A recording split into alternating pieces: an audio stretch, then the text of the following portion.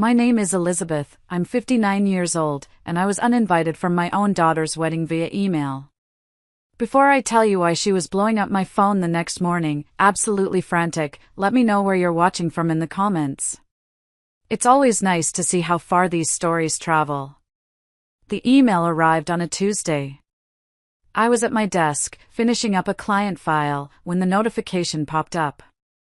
The subject line was just, "Wedding update." I smiled.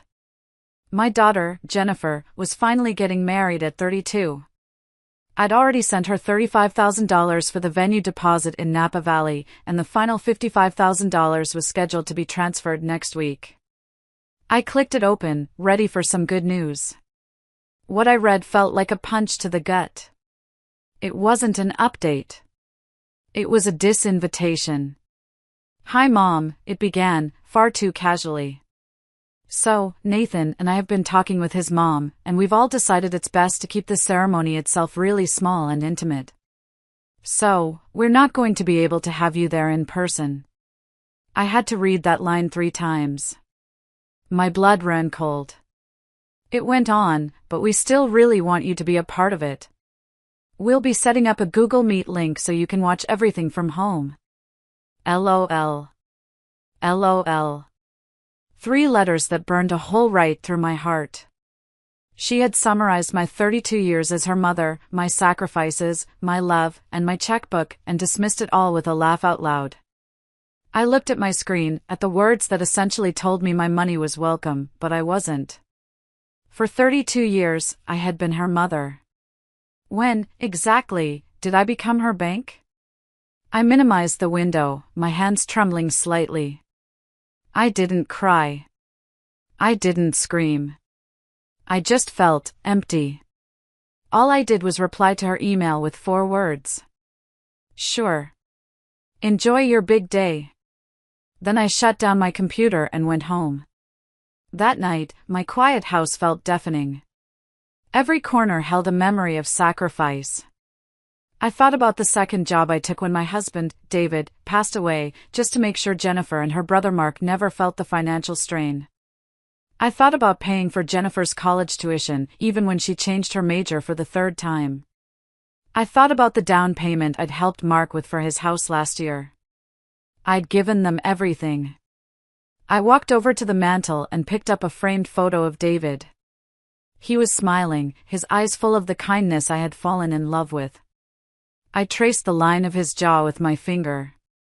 "On Zem Nai, David," I whispered, the Vietnamese term of endearment feeling strange and familiar on my tongue.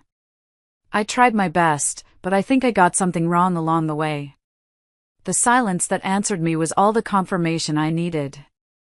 Continuing to let them treat me this way wasn't honoring his memory, it was a betrayal of the life we were supposed to build, a betrayal of myself. The next morning, I woke up with a clarity I hadn't felt in years. I didn't get ready for work. I got in my car and drove straight to the bank. The teller smiled politely as I sat down. I explained that I needed to cancel a pending wire transfer of $55,000. She tapped at her keyboard, no judgment on her face. As I signed the cancellation form, my hand was perfectly steady. It wasn't an act of revenge. It was an act of survival. By the time I got home, my phone had started buzzing. It didn't stop. Call after call from Jennifer. Voicemails. Then the text started. But I didn't answer. I just put the phone on silent and made myself a cup of tea. That evening, there was a sharp knock on my door. It was Mark. His face was a thundercloud. "Mom, what did you do?" he demanded as soon as I opened the door. "Jennifer is a wreck. I canceled a wire transfer, Mark. That's all." He stepped inside, his voice rising. "A wire transfer? Mom, that was for the wedding. After everything we've been through since Dad died, why would you choose now to hurt Jennifer?" The old me would have crumbled. The old me would have apologized, felt guilty, and fixed it. But the old me was gone. I looked my 29-year-old son in the eye. Mark, what's hurting Jennifer right now isn't my action. It's the consequence of her own. This is unbelievable, he scoffed, running a hand through his hair. Why do you always have to make everything about you? That was the line. The one they always used. I felt a hot flash crawl up my neck, but my voice came out colder than I expected. I think it's time for you to leave. He stared at me, shocked into silence for a moment, before turning and storming out. As the door clicked shut, I didn't feel guilt. I felt light. The texts from Jennifer became a flood. She forwarded me an email from her fiancé, Nathan. It was blunt, talking about how embarrassing this was, how he was losing face with his family. Jennifer's own messages shifted from passive-aggressive to panicked. The venue called. They're going to give our date away if they don't get the final payment by tomorrow. Then, a few hours later, another one. This time, it was a phone call. I let it go to voicemail. The message she left was the nail in the coffin. Her voice was syrupy sweet, but laced with desperation. Mommy, she began, a name she hadn't used in years. I'm so sorry. I've just been so stressed, you know how much I love you. We can talk about this. I'll make it right. I'll do anything, just please send the money first. I listened to it once. That was all I needed. She wasn't sorry she had hurt me. She was terrified she was about to lose what she wanted. My presence was a bargaining chip. My love was a transaction. I calmly replied to her text. You aren't sorry for hurting me, Jennifer. You're scared because you're about to lose something you want. I put the phone down. I was done. The next day at work was blessedly normal. My boss, Robert, a senior partner at the law firm, is a good man. He treats me with a respect I realized I was starved for. He runs the firm, but he knows I'm the one who keeps it running smoothly. Just as I was packing up to leave, my office door creaked open. It was Jennifer. Her eyes were red and puffy, her hair a mess. This wasn't the confident, entitled daughter I knew. This was a cornered animal. She rushed to my desk, her voice a broken whisper. Mom, please. I'm begging you. I'll lose everything. She grabbed my hands.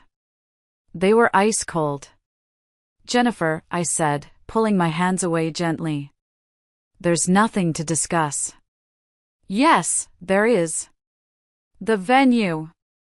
St. Helena Vineyards, she sobbed. I looked at her.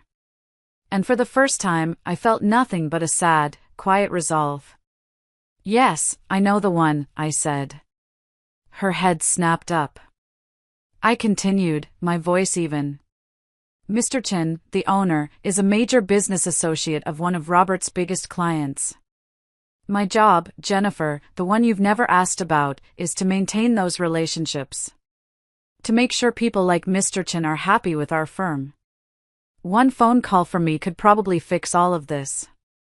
A flicker of hope, of victory, flashed in her eyes. She thought she had won. And then I delivered the final blow. But today, I said, leaning forward slightly, you showed me exactly what my word, my presence, is worth to you. I let the silence hang in the air for a beat. So, no. I will not make that call.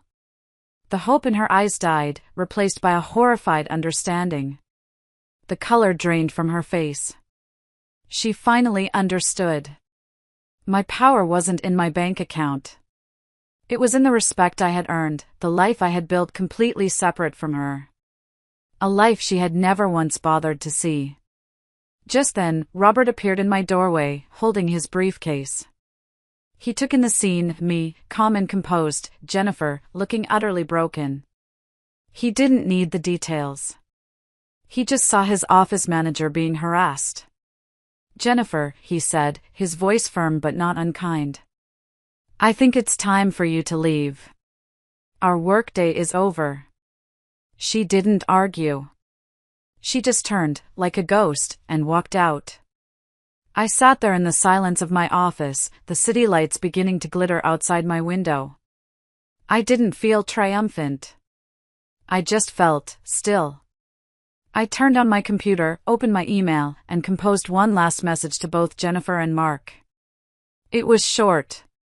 From now on, my love for you is unconditional, but my presence and support are not. You will have to earn them. I hit send. Then, I blocked both of their numbers.